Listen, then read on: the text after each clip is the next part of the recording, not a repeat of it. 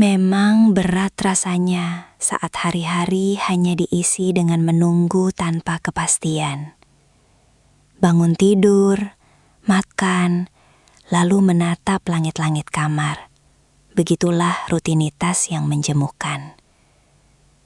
Bukannya aku tidak berusaha, tapi puluhan lamaran yang kukirimkan sebagai sarjana arsitektur seolah lenyap di telan bumi. Di tengah kebuntuan itu, aku hanya bisa mengandalkan kemurahan hati Bu Elena, seorang tetangga yang baru pindah ke kompleks perumahan kami di pinggiran Lembang sekitar 3 tahun lalu. Bu Elena adalah seorang kurator barang antik yang menjalankan bisnis lelang privat. Karena barang-barangnya berharga tinggi dan terkadang ia harus menghadapi kolektor yang sulit diajak berkompromi, ia sering memintaku menemaninya saat melakukan kurasi atau penagihan deposit ke lokasi-lokasi terpencil. Alasannya sederhana, ia merasa aman bersamaku. Tubuhku yang tinggi tegap, warisan darah Dayak dari kakekku, memang memberikan kesan gahar yang disegani. Setiap kali aku berdiri di sampingnya, para klien yang tadinya berniat menunda pembayaran biasanya langsung berubah pikiran dan melunasi kewajiban mereka. Aku membantunya dengan tulus, tanpa mengharap imbalan. Bagiku, ini adalah bentuk balas budi, karena dulu Bu Elena lah yang membantu ayahku mendapatkan posisi sebagai kepala keamanan di sebuah galeri seni setelah beliau kehilangan pekerjaan di pabrik. Sambil menunggu panggilan kerja yang entah kapan datangnya, aku mengisi waktu luang dengan menjadi pelindung Bu Elena. Banyak pengalaman menarik yang kami lalui. Tapi ada satu kejadian di musim kemarau tahun 2024 yang takkan pernah kulupakan. Sebuah momen yang memberikan kejutan spesial dan mengubah dinamika hubungan kami hingga hari ini. Panggilan yang tak terduga. Namaku Erlangga, tapi teman-temanku biasa memanggil Erlan. Saat itu usiaku baru menginjak 25 tahun. Kejadian ini bermula setelah hampir sebulan penuh aku rutin mengawal Bu Elena mengunjungi klien-kliennya. Siang itu, cuaca di luar sangat terik. Aku sedang mencoba memejamkan mata di kamar saat suara ibu mertuaku yang tinggal bersamaku karena aku menumpang di rumah keluarga besar memanggil dengan nada terburu-buru. "Lan, ada Bu Elena di depan, cari kamu." Aku terperanjat. Biasanya, Bu Elena selalu mengirim pesan singkat jika ingin mengajakku pergi. Tumben tidak berkabar dulu, pikirku. Dengan sisa rasa kantuk yang masih menggelayut, aku membasuh muka dan menemui Bu Elena yang sudah duduk di teras ditemani ibuku. "Erlan, ayo ikut ibu sekarang, ada urusan mendadak," ucapnya tanpa basa-basi. Bu Elena memang tipe wanita yang sigap, praktis, dan tidak suka membuang waktu. "Sebentar ya Bu, saya siapkan jaket dulu," sahutku. Beliau hanya mengangguk kecil. Aku segera bersiap, menyisir rambut, dan memastikan penampilanku rapi. Di depan rumah, sebuah SUV hitam miliknya sudah terparkir. "Kamu yang bawa mobilnya ya, Lan? Ibu lagi lelah," pintanya sambil memberikan kunci. Kami melaju membelah jalanan menanjak menuju sebuah desa di lereng gunung yang belum pernah kukunjungi. Perjalanan itu cukup jauh. Sejujurnya, aku sempat merasa jengkel dalam hati, karena tahu kami baru akan kembali saat malam tiba. Karena suasana hatiku yang kurang baik, aku mengemudi sedikit lebih cepat dan agresif dari biasanya. Bu Elena sudah menjalani profesi ini selama 5 tahun. Ia mengkurasi barang antik dan seringkali memberikan sistem pembayaran bertahap bagi kolektor kepercayaannya. Keuntungannya besar, tapi risikonya juga tinggi, terutama jika bertemu pembeli yang tidak jujur. Jalanan yang kami lalui sangat sempit dan dipenuhi kerikil tajam. Beberapa kali aku harus menginjak rem secara mendadak saat berpapasan dengan kendaraan lain di pinggir jurang. Guncangan mobil yang tidak teratur itu membuat suasana di dalam kabin menjadi canggung. Setiap kali mobil terguncang hebat, aku bisa melihat dari sudut mataku bagaimana Bu Helena berusaha menjaga keseimbangannya. Sebagai pria lajang, tentu ada desiran aneh saat sesekali bahu kami bersentuhan akibat guncangan tersebut. Bayanganku mulai berkelana, membayangkan betapa beruntungnya suami Bu Helena. Setelah menyelesaikan urusan dengan 2 klien di desa tersebut, kami memutuskan untuk pulang. Di tengah jalan, Bu Helena memintaku menepi di sebuah kedai kopi kecil di pinggir hutan pinus. Ia membeli beberapa camilan dan minuman kaleng. Namun, alih-alih menikmatinya di kedai, ia mengajakku berjalan sedikit masuk ke arah bekas observasi cuaca yang sudah terbengkalai. Tempat itu sangat sepi, sejuk, dan menawarkan pemandangan lembah yang luar biasa. Kami duduk di sebuah bangku kayu tua sambil menikmati semilir angin. Kami mengobrol tentang banyak hal, mulai dari sejarah barang antik hingga rencana masa depanku selama hampir 1 jam. Saat hendak beranjak pulang, aku merasa perlu menuntaskan panggilan alam. "Tunggu sebentar ya, Bu. Saya cari tempat dulu," kataku sambil menatap ke arah semak-semak yang agak jauh. Namun Bu Helena justru menahan lenganku.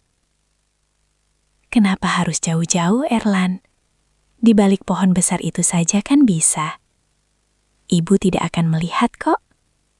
Kita ini sudah seperti keluarga. Jangan sungkan," katanya dengan nada santai, namun mengandung makna yang sulit kuartikan. Meski ragu, desakan itu sudah tak terbendung. Aku melangkah sekitar 3 meter di belakang pohon pinus besar, membelakangi Bu Helena. Saat aku sedang berkonsentrasi menyelesaikan urusanku, tiba-tiba aku mendengar langkah kaki mendekat. "Ternyata kamu memang punya potensi yang besar ya, Erlan." Suara Bu Helena terdengar tepat di belakangku. Aku tersentak kaget. Rupanya beliau sudah berdiri di sampingku, menatap ke arah yang seharusnya tidak ia lihat. Wajahku memerah padam karena malu. Aku buru-buru merapikan pakaianku. Bukannya menjauh, Bu Helena justru melangkah mendekat. Tatapannya berubah menjadi lebih lembut, jauh dari kesan tegas yang biasa ia tunjukkan. Pak Hendrawan, suaminya, sudah lama sekali sakit, Erlan. Ibu merasa sangat hampa belakangan ini. Bisiknya pelan. Jantungku berdegup kencang. Aku tahu kemana arah pembicaraan ini. Maksud ibu? Ibu minta bantuanmu untuk menghibur kesepian ibu? Apakah kamu bersedia? Tanyanya sambil menatap mataku dalam-dalam. Aku terdiam, terpaku dalam nuansa kalbu yang tak pernah terbayangkan sebelumnya.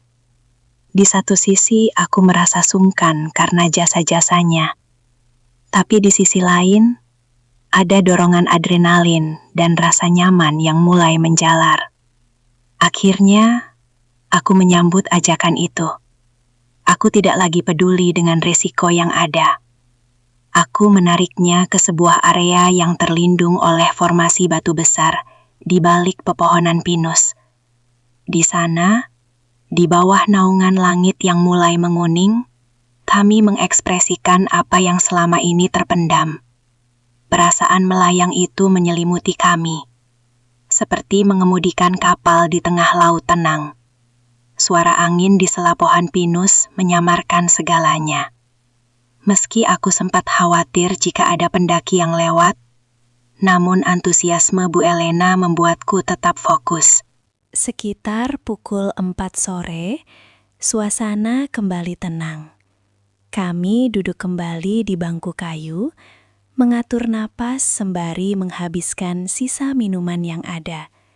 Bu Helena mulai bercerita lebih terbuka tentang suaminya, Pak Hendrawan, yang sudah hampir 2 tahun kehilangan kemampuannya untuk memberikan nafkah batin karena penyakit saraf. Sudah lama sekali ibu merasa tidak berdaya, Erlan. Tapi hari ini, kamu memberikan semangat baru buat ibu. Terima kasih ya, ucapnya sambil tersenyum manis. Aku mengangguk. Meski aku belum menikah, aku bisa merasakan beban emosional yang ia pikul. Sama-sama, Bu. Kapanpun ibu butuh teman bicara atau bantuan lainnya, saya siap, jawabku, yang membuatnya tersenyum puas. Kami pulang menjelang maghrib. Kali ini Bu Elena yang memegang kemudi karena ia ingin cepat sampai dan lebih hafal jalan pintas.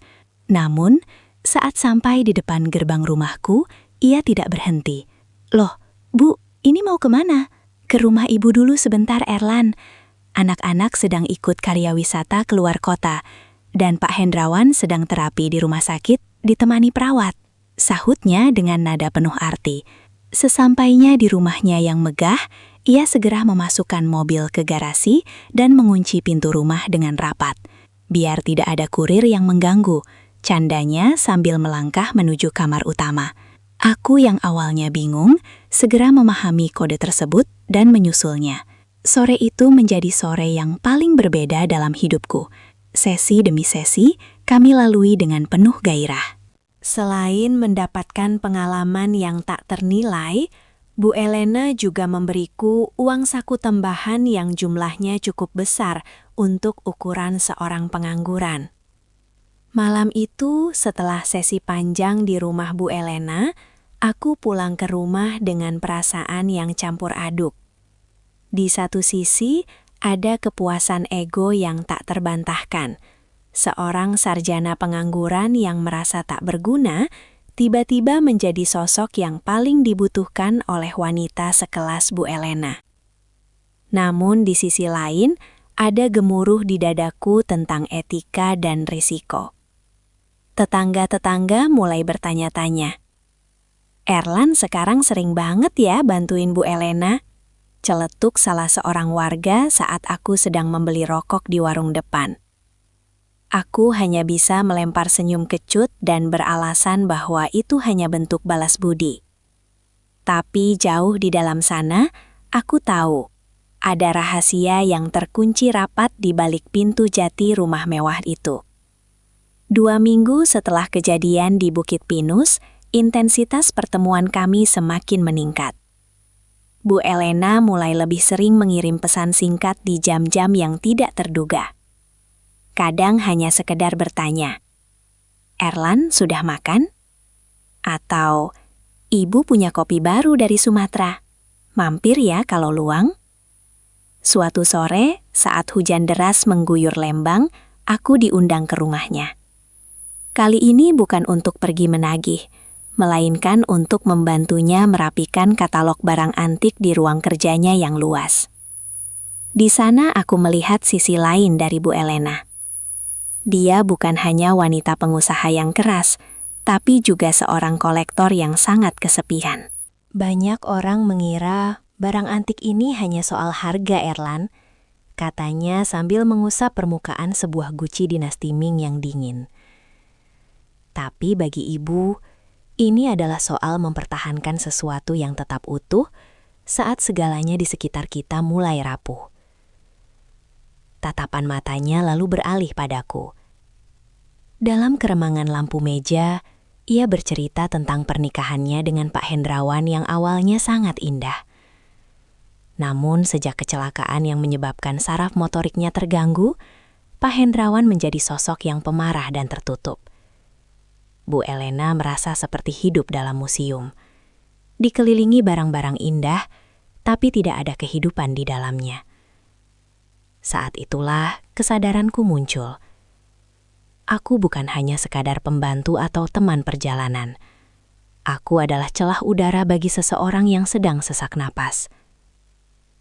Malam itu, hujan semakin lebat. Petir sesekali menyambar, menerangi wajah Bu Elena yang nampak sangat rapuh. Ia berdiri dari kursi kerjanya dan melangkah mendekat ke arahku yang sedang mendata daftar inventaris. Ibu lelah berpura-pura kuat di depan kolektor Erlan. Hanya di depanmu, ibu merasa bisa menjadi wanita biasa, bisiknya. Ia menarik jemariku, membawaku berdiri tepat di hadapannya. Aroma parfum melati yang lembut bercampur dengan aroma buku-buku tua di ruangan itu menciptakan suasana yang begitu intim. Tanpa banyak bicara, aku menariknya ke dalam pelukan. Di ruangan yang dipenuhi sejarah benda-benda mati itu, kami menciptakan sejarah kami sendiri yang sangat hidup. Sesi di ruang kurasi itu terasa lebih emosional dibandingkan di Bukit Pinus. Ada rasa saling memiliki yang mulai tumbuh, meskipun kami berdua tahu ini adalah jalan buntu. Bu Elena menunjukkan ketangkasannya yang tak terduga, seolah ingin melepaskan semua beban bertahun-tahun dalam hitungan jam. Dan aku, dengan semangat muda yang meluap, menyambutnya dengan segala kemampuan yang kumiliki. Waktu terus bergulir. Hubungan rahasia ini memberi dampak tak terduga pada hidupku. Bu Elena mulai mengenalkanku pada relasi-relasinya di dunia konstruksi dan arsitektur. Ia tidak hanya memberiku uang saku dalam bentuk tunai, tapi juga tiket untuk masa depanku. Kamu punya bakat, Erhan. Jangan biarkan bakatmu terkubur karena kamu terlalu nyaman denganku, katanya suatu pagi setelah kami menghabiskan waktu bersama. Benar saja, lewat rekomendasinya, aku akhirnya mendapatkan panggilan interview di sebuah perusahaan besar di Jakarta. Kabar gembira itu datang bersamaan dengan rasa sedih. Jika aku pergi ke Jakarta, bagaimana dengan tugas mulia yang kuberikan pada Bu Elena? Di hari terakhir sebelum keberangkatanku, Bu Elena mengajakku kembali ke Bukit Pinus, tempat semuanya dimulai. Kami tidak membawa motor, melainkan mobil SUV-nya yang nyaman. Kami duduk di tepi tebing, menatap matahari terbenam yang perlahan hilang di balik gunung. Pergilah, Erlan, kejar mimpimu. Tapi ingat, pintu rumah ibu akan selalu terbuka setiap kali kamu rindu udara Lembang, ucapnya sambil menggenggam tanganku erat. Kami melakukan perpisahan yang sangat berkesan di tempat itu. Sebuah sesi yang penuh dengan rasa syukur dan janji tak tertulis. Aku menyadari bahwa Bu Elena bukan hanya tetangga yang memberiku berkah materi, tapi dia adalah jembatan yang membawaku dari seorang pemuda yang tak punya arah menjadi pria yang percaya diri. Kini, setiap kali aku duduk di kantor-kantorku yang ber-AC di pusat kota Jakarta, pikiranku sering melayang kembali ke jalanan becek di lereng gunung, aroma gorengan di pinggir danau, dan senyum manja Bu Elena. Aku belajar bahwa hidup tidak selamanya hitam dan putih. Ada area abu-abu yang terkadang memberikan kita pelajaran paling berharga. Rezeki memang datang dengan berbagai cara. Bagi sebagian orang, apa yang kulakukan mungkin dipandang sebelah mata. Tapi bagiku, ini adalah simbiosis mutualisme yang indah. Dua jiwa yang saling menyelamatkan di tengah badai kehidupan masing-masing. Sampai hari ini, setiap kali aku pulang ke Lembang sebulan sekali, aku selalu menyempatkan diri mampir. Bukan hanya untuk bersilaturahmi dengan Pak Hendrawan yang kondisinya mulai stabil, tapi untuk kembali menjadi Erlan yang dibutuhkan oleh Bu Elena. Karena di balik pintu rumah yang tertutup rapat, selalu ada rahasia yang membuat hidup ini jauh lebih berwarna untuk dijalani. 2 tahun telah berlalu sejak kepindahanku ke Jakarta. Karierku sebagai arsitek berkembang pesat. Aku bukan lagi pemuda pengangguran yang hanya bisa menatap langit-langit kamar. Sekarang, aku menghabiskan hariku merancang gedung-gedung tinggi. Namun, ironisnya, ruang paling megah yang pernah kurasakan tetaplah ruang kerja Bu Elena yang penuh dengan barang antik itu. Meski jadwal kerjaku padat, ada satu rutinitas yang tak pernah kubatalkan. Pulang ke Lembang di akhir pekan pertama setiap bulan. Suatu sore di bulan Desember, saat kabut Lembang turun begitu rendah hingga menutupi aspal, aku kembali memarkirkan mobilku di depan gerbang rumah Bu Elena. Kali ini suasana terasa berbeda. Tidak ada suara radio tua yang biasa ku dengar dari ruang tamu. Bu Elena menyambutku di pintu. Rambutnya yang dulu selalu tersanggul rapi, kini dibiarkan tergerai. Ada guratan lelah yang lebih dalam di wajahnya, namun matanya tetap berkilat saat melihatku. "Kamu datang lagi, Erlan," bisiknya. Kami tidak langsung menuju tujuan utama, seperti biasanya. Ia mengajakku duduk di beranda belakang, menghadap taman yang basah oleh sisa hujan. Ia bercerita bahwa Pak Hendrawan telah tiada beberapa bulan yang lalu. Ia kini benar-benar sendiri di rumah besar itu. Ibu pikir, setelah Bapak pergi, ibu akan merasa bebas.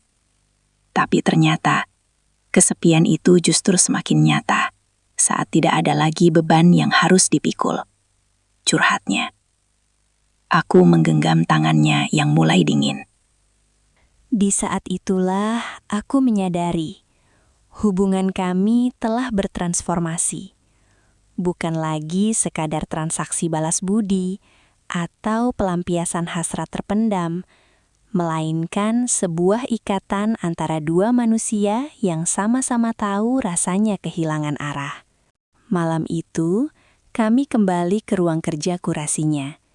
Di antara patung-patung perunggu dan lukisan klasik, kami mengulang kembali memori yang dulu kami bangun di atas Bukit Pinus. Namun, kali ini tidak ada rasa terburu-buru. Tidak ada ketakutan akan ada orang yang melihat. Gerakan kami seirama dengan detak jam dinding kuno di sudut ruangan. Aku membawa Bu Elena pada tujuan utamanya dengan penuh ketulusan. Bukan lagi sebagai pemuda gahar yang ia sewa keberaniannya, melainkan sebagai pria yang menghargai setiap inci dari keberadaannya. Ia menangis di pundakku malam itu. Bukan tangis sedih, tapi tangis kelegaan yang sudah ia pendam selama bertahun-tahun. Warisan yang tak terduga. Sebelum aku pamit kembali ke Jakarta pada Minggu sore, Bu Elena memberikan sebuah kotak kayu kecil yang dikunci rapat. "Ini bukan bayaran, Erlan. Ini adalah simbol bahwa kamu adalah satu-satunya kurator yang berhasil menemukan keindahan di dalam diriku saat dunia hanya melihatku sebagai benda mati," katanya sambil mencium pipiku. Di dalam mobil, saat aku sudah berada di jalan tol menuju Jakarta, aku membuka kotak itu. Isinya bukan uang, melainkan sebuah kunci emas tua dengan gantungan bertuliskan sebuah alamat di daerah Bandung Utara dan sebuah surat pendek. "Erlan, sebuah villa kecil atas namamu sudah selesai diurus administrasinya. Anggap itu adalah kantor cabang kita. Agar jika kamu rindu Lembang, kamu tak perlu lagi sembunyi di balik batu besar atau menumpang di rumah tetangga. Datanglah kapanpun kamu butuh tempat untuk pulang." Aku tersenyum menatap jalanan di depan. Aku menyadari satu hal yang pasti. Hidup memang penuh dengan kejutan. Terkadang kita melamar pekerjaan di sebuah perusahaan besar hanya untuk mendapatkan gaji. Tapi kita memberikan hati kita pada proyek yang tak terduga di jendela sebelah rumah. Kisahku dengan Bu Elena mungkin tidak akan pernah masuk dalam catatan sejarah atau buku panduan moral. Namun, di dalam labirin hatiku, ia adalah mahakarya yang paling berharga. Rezeki memang tidak selalu berupa angka di saldo rekening, tapi juga berupa seseorang yang mampu melihat percikan api di dalam diri kita saat semua orang mengira kita sudah padam. Penutup.